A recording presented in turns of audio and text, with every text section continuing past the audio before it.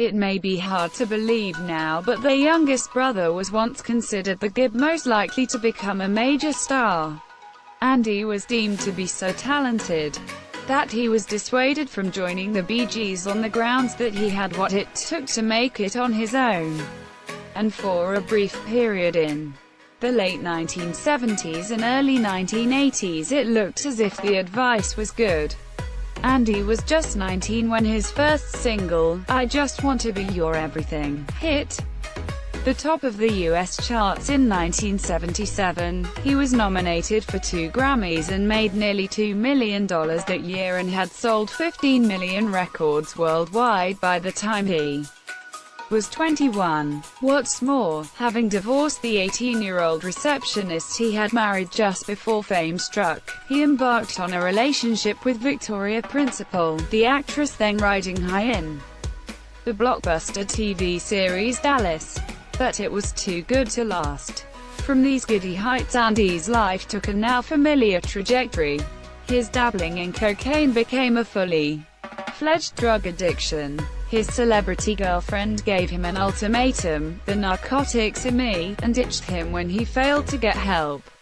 Anguished by her rejection, his drug use spiraled, the hits stopped coming, and by 1987 he had been declared bankrupt.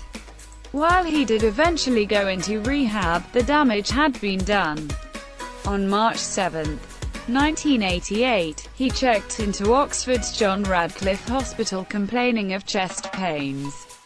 On March 10, at 8:30 a.m., his doctor walked in and told Andy that more tests were needed. "Fine," said the patient, but a few moments later he slumped into unconsciousness and within a few minutes his heart failed and he was dead. It was 5 days after his 30th birthday. It was a tragically early end to a career that had promised so much.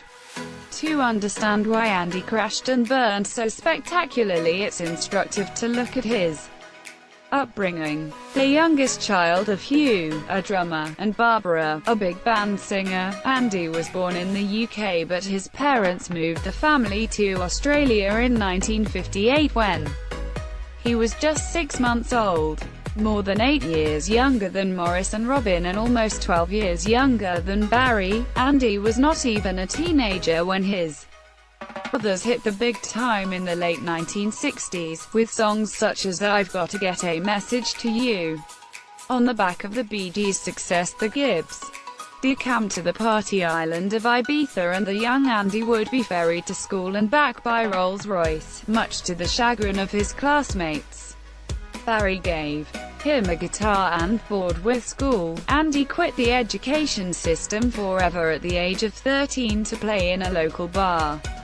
He later said, "Everybody said I'd regret leaving school so young, but there was nothing else I would rather have done." That said, he had always assumed he would become the fourth Bee Gee, but his voice was so appealing that in 1975, at the age of 17, his family urged him to strike out on his own down under.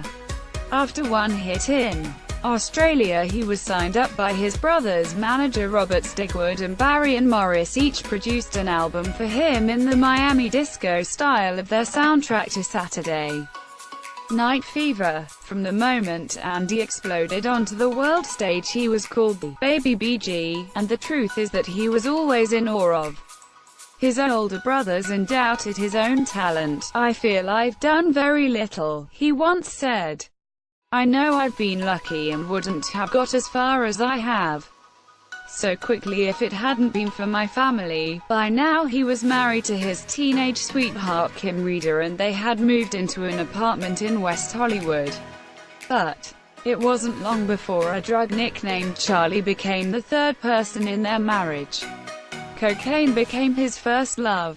Reeder said later, "He became depressed and paranoid.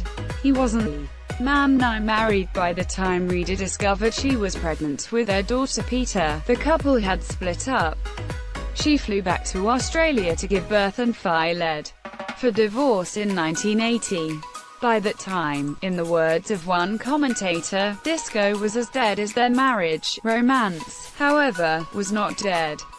In 1981, the U.S. talk show host John Davidson introduced Andy to Victoria Principal Liv on air after reading that he had written her a fan letter. The 23-year-old was immediately smitten despite their 7-year age gap, and the relationship lasted more than a year before the Dallas star decided enough was enough. Andy was devastated. "I just fell apart and didn't care about anything," he once said. "I started to do cocaine around the clock, about $1,000 a day. I stayed awake for 2 weeks locked in my bedroom. The producers kept calling up, sending cards for me, but I refused to go. I really think the major reason I fell from stardom was my affair with Victoria." In the spring of 1982, he was duly fired from his job as co-host of Solid Gold, a syndicated TV musical variety show, for missing too many taping sessions, and when the LA production of the musical The Pirates of Penzance, in which he had been